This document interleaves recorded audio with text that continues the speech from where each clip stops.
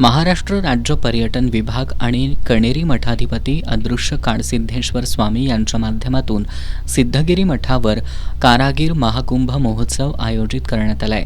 आज कारागीर महाकुंभ महोत्सवाचं उद्घाटन उच्च आणि तंत्र शिक्षण मंत्री नामदार चंद्रकांत पाटील यांच्या हस्ते दीपप्रज्वलनानं करण्यात आलं।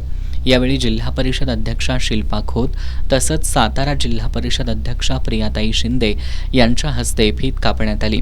यावेळी बोलताना नामदार चंद्रकांत पाटील यांनी कौशल्य विकास आणि स्वावलंबनासाठी अशा प्रकारचे उपक्रम अत्यंत महत्त्वाचे असून ग्रामीण भागातील युवक युवतींना रोजगाराच्या संधी उपलब्ध करून देण्यास या महोत्सवाची मोठी मदत होणार असल्याचं सांगितलं।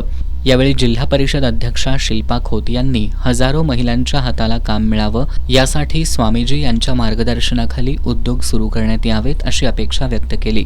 मठाधिपती अदृश्य काळसिद्धेश्वर स्वामी यांनी या महोत्सवात देशातील सुमारे 17 राज्यांमधून 150हून अधिक कारागीर सहभागी झाले असून पारंपरिक ते आधुनिक अशा विविध कलांचा संगम इथं पाहायला मिळत असल्याचं सांगितलं।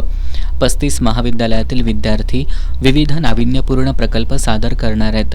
इच्छुकांसाठी समूह पद्धतीनं प्रशिक्षणाची व्यवस्था करण्यात आली असून इच्छुकांनी प्रशिक्षणासाठी मठ कार्यालयात नोंदणी करावी असं आवाहन त्यांनी केलंय। आमदार राजेश क्षीरसागर यांनी कणेरी मठानं ग्रामीण संस्कृती जपत अनेकांना सक्षम बनवण्याचं कार्य केलंय। स्वामीजींनी मठाचा कायापालट करून समाजातील विविध घटकांना बळकटी दिल्याचं सांगितलं। माजी आमदार प्रकाश आवाडे यांनी या महोत्सवातून अनेकांना स्वावलंबी बनवून स्टार्टअपच्या दिशेनं पहिलं पाऊल टाकण्याची संधी मिळत असल्याचं सांगितलं। टाकाऊ वस्तूपासून टिकाऊ वस्तू कशा बनवतात यासह कापडावरील हस्तकला, बांबूपासूनच्या वस्तू, कातडी चप्पल, ब्रास धातूपासून वाद्य, खादी कपडे, घोंगडी यासह विविध हस्तकलेचा खजिना या ठिकाणी पाहायला मिळणार आहे। या महोत्सवात 17 राज्यातून 150हून अधिक कारागिरांनी मेहनत घेऊन बनवलेल्या वस्तू माफक दरात विक्रीसाठी ठेवल्यात। मक्याच्या कणसाच्या टाकून देण्यात येणाऱ्या पापुद्र्यापासून सुरेख वस्तू कशा बनवतात याबाबत गोव्याच्या फरजाना सय्यद आणि कर्नाटकातील पार्वती तलवार यांनी माहिती दिली। मैं गोवा से आई हूँ और मैं ड्राई फ्लावर्स का बिजनेस करती हूँ। तो यहाँ के गवर्नमेंट ने उन्होंने मुझे बुलाया तब मैं यहाँ आई अपना यूनिक प्रोडक्ट लेकर। जो वेस्ट चीज़ होती है उनसे हम ये फ्लावर्स बनाती हूँ, पूरे डेकोरेटिव आइटम बनाती हूँ मैं। स्वीट कॉर्न हो गया, स्वीट कॉर्न को खा के फेंक देते हैं, उनके पत्तों को जला देते हैं, पर हम उनके पत्ते कलेक्ट करते हैं, उनको ब्लीच करते हैं और उनके ये फ्लावर्स बनाते हैं। और दूसरा जो है खेतों में होता है वेस्टेज लकड़ियाँ, कुछ लकड़ियाँ होती है बहुत ही सॉफ्ट होती है, तो उन्हीं से हम ये फ्लावर्स बनाते हैं डेकोरेटिव।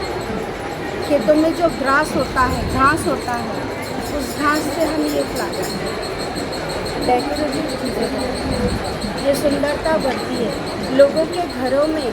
सब यहाँ के सारे लोगों को मैं यही कोल्हापुर के सब लोगों को मैं यही इनविटेशन देना चाहती हूँ कि ज़्यादा से ज़्यादा आइए मेरे दुकान में। जो हम वेस्टेज जो जलाते हैं, लकड़ियाँ जलाते हैं, उन्हीं से हम ये फ्लावर्स बनाते हैं सारे, जो डेकोरेशन के लिए यूज़ होती है, घर सजावट के लिए यूज़ होती है, शादियों के लिए यूज़ होती है, औरतों को छोटे से बुकेस बनाने के लिए, सिंगल घरों में सजावट के लिए बहुत यूज़ होती है। ज़्यादा से ज़्यादा लोगों को बोलती हूँ मैं, आइए दुकान पे मेरे विजिट दीजिए। जो नेचुरल ऑर्गेनिक है उससे हमने फ्लावर्स बनाते हैं।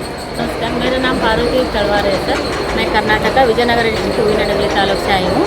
ये मकई का छिलका जो हम फार्मर है, हमारे खेत में से मकई ग्रो होता है, उसके छिलके के साथ हमने ये बिजनेस शुरू किया है।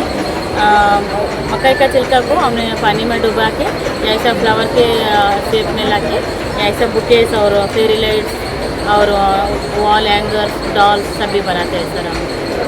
या महोत्सवाचा सर्वांनी लाभ घ्यावा असं आवाहन मठाच्या वतीनं करण्यात आलंय। महोत्सवाच्या उद्घाटनावेळी जालिंदर पाटील, महेश पाटील, भरत लांडगे, यशोधन बारामतीकर, डॉक्टर वर्षा पाटील यांच्यासह विविध जिल्ह्यातून आलेले नागरिक उपस्थित होते।